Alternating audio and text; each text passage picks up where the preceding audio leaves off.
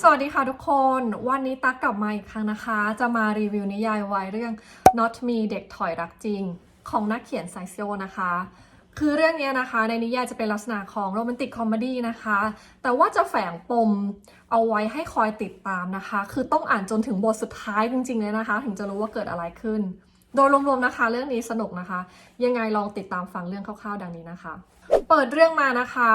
นายเอกของเราชื่อว่าไวท์นะคะเป็นนักศึกษาคณะสถาปัตยกรรมศาสตร์ปีที่3นะคะมีพี่ชายฝาแฝดนะคะชื่อว่าแบล็กก็คือเรียนคณะสถาปัตย์เหมือนกันแต่ว่าอยู่กันคนละมหาลัยแบล็กกับไวท์เนี่ยไม่ได้เติบโตมาด้วยกันนะคะคือเคยอยู่ด้วยกันตอนเด็กๆแต่หลังจากที่พ่อแม่เนี่ยหย่าร้างกันทำให้ลูกแต่ละคนเนี่ยก็คือพ่อแม่รับไปเลี้ยงกันคนละบ้านโดยไวท์เนี่ยอยู่กับพ่อซึ่งมีฐานะทางด้านการเงินที่ดีนะคะก็เลยได้รับการเลี้ยงดูมาอย่างดีเข้ามาเรียนในมหาลัยที่ดีในขณะที่แบล็กเนี่ยไปอยู่กับแม่นะคะแล้วแม่เนี่ยก็คือมีฐานะทางด้านการเงินไม่ดีแถมยังตัดสินใจกลับไปใช้ชีวิตอยู่ในสลัมซึ่งเป็นชีวิตก่อนที่เขาเนี่ยจะแต่งงานกับพ่อของแบล็กกับไวท์นะคะ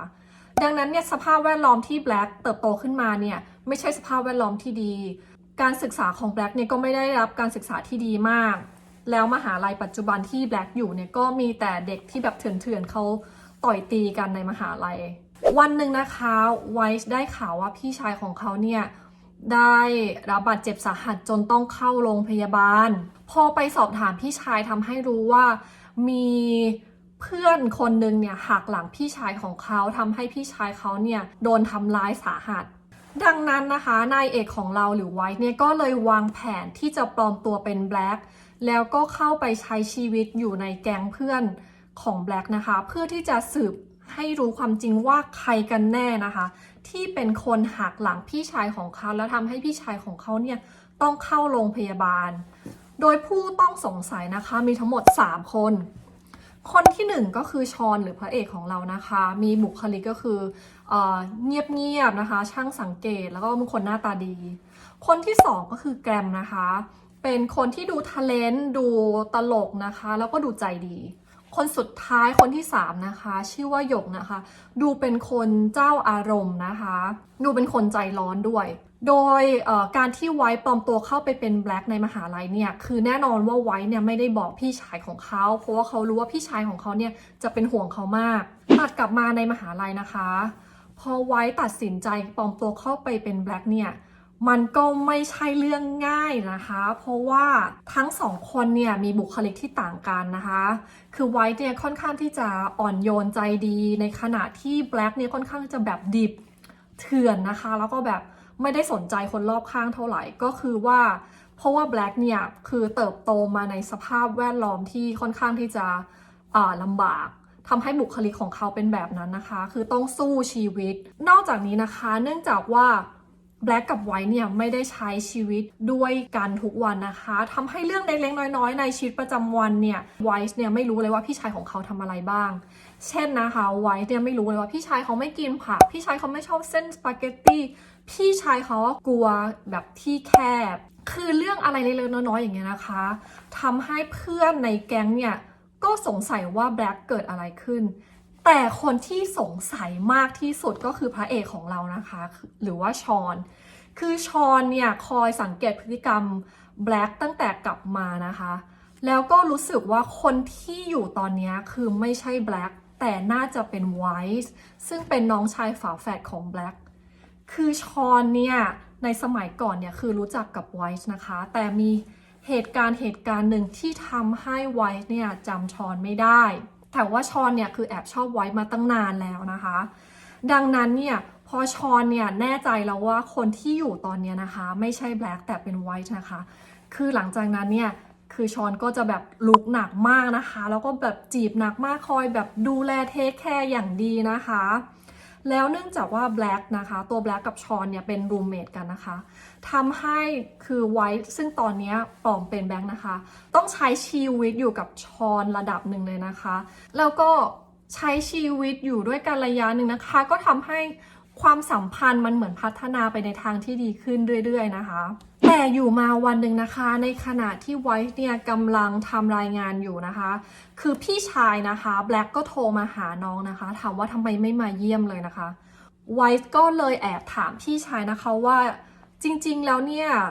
สรุปแล้วมีเรื่องอะไรกับเพื่อนหรือเปล่าเพราะว่าเท่าที่สังเกตดูนะคะหลังจากที่ไวท์เนี่ยมาใช้ชีวิตกับเพื่อนๆในแก๊งนะคะก็รู้สึกเหมือนว่าทุกคนก็คือดูปกตินะคะดูไม่น่าจะมีใครที่สามารถจะหักหลังพี่ชายเขาได้นะคะคือเมื่อแบล็กเนี่ยได้ฟังคำถามของไว้นะคะก็รู้สึกกังวลมากนะคะ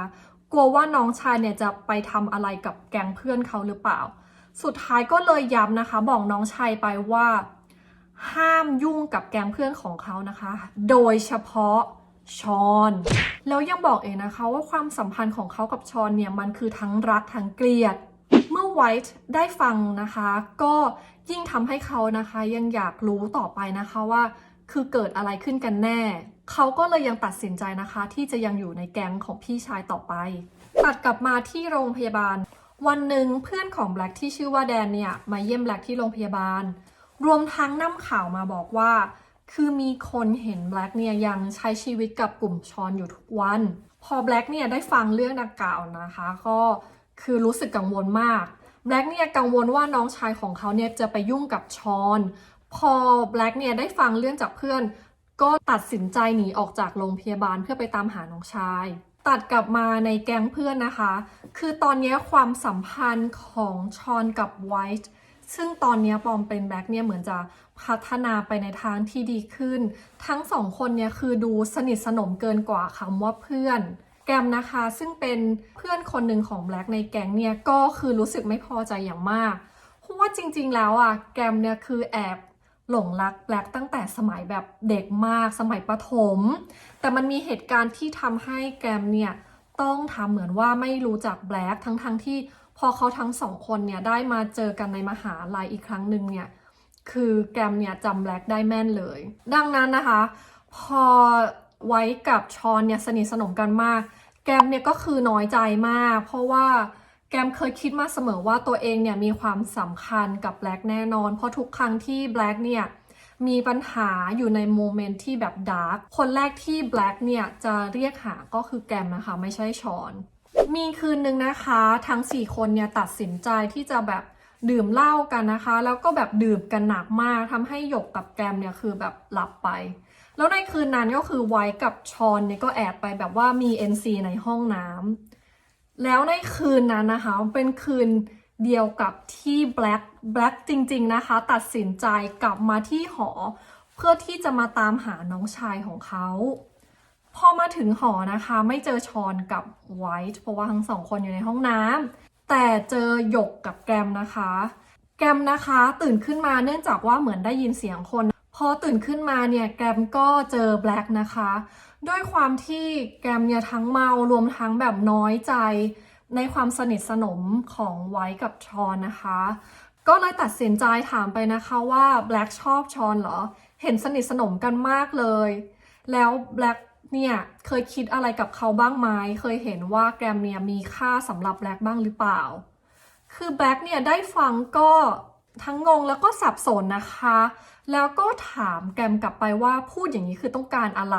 พูดทำไมมีอะไรหรือเปล่าแล้วแกมนะคะก็ให้คำตอบโดยการแบบเข้าไปจูบแบล็กนะคะแล้วทำอีท่าไหนยังไม่รู้นะคะคือทั้งสองคนเนี่ยก็แบบว่ามี NC กันนะคะหลังจากนั้นนะคะพอตื่นขึ้นมานะคะแบล็กก็ตัดสินใจนะคะที่จะเดินออกไปจากห้องนะคะเพื่อที่จะไปตามหาน้องชายนะคะรวมถึงแบล็กเนี่ยก็คือสับสนในความสัมพันธ์ที่เกิดขึ้นระหว่างแบล็กกับแกมแล้วหลังจากนั้นนะคะแกมก็ตื่นขึ้นมาแล้วก็งงมากนะคะว่าทำไมยังเห็นชอนกับไวท์ซึ่งตอนนี้ยังเป็นแบล็กอยู่นะคะยังสนิทสนมกันมากทั้งที่เมื่อคืนนะคะเขายังมีอะไรกับแบล็กอยู่เลยนะคะแล้วหลังจากนั้นเนี่ยความสัมพันธ์ของคนทั้งหมดก็จะแบบวุ่นวายไปหมดเลยนะคะหลังจากนี้จะเป็นยังไงเนี่ยเราอยากจะให้ทุกคนเนี่ยไปติดตามกันในนิยายนะคะคือหลังจากนี้ในนิยายจะมีการเล่าถึงเหตุการณ์ในอดีตซึ่งส่งผลถึงเหตุการณ์ในปัจจุบันรวมถึง การแก้ไขปมปัญหาต่างๆที่เกิดขึ้นคือเรื่องนี้ปมจะถูกแก้ไขเมื่อแบล็กตัดสินใจที่จะกลับมาหาน้องชายของเขาอีกครั้งนะคะคือโดยสรุปนะคะเรื่องนี้คือปมปัญหาเนี่ยคืออยู่จนบทสุดท้ายของเล่มเลยนะคะไม่สามารถเดาได้ว่าแบบคือจริงๆเกิดอะไรขึ้นเรื่องนี้นะคะคือสนุกแต่ว่าโดยส่วนตัวเนี่ยคิดว่ามันมีการตัดฉากแบบไปฉากนั้นไปฉากนี้คือเยอะไปหน่อยจนบางครั้งมันรู้สึกอ่านไม่สมูทนะคะแต่ในเรื่องของ conversation ของตัวละครเนี่ยก็คือสนุกดีนะคะน่าติดตามโดยรวมๆนะคะนิยายเรื่องนี้ก็คือว่าใช้ได้นะคะใครสนใจอยากจะติดตามเรื่องต่อนะคะก็ไปสามารถติดตามและให้กำลังใจนักเขียนได้ในนิยายนะคะยังไงวันนี้เอาไว้แค่นี้ก่อนนะคะแล้วพบกันใหม่ในคลิปวิดีโอหน้าๆนะคะไปแล้วบ๊ายบาย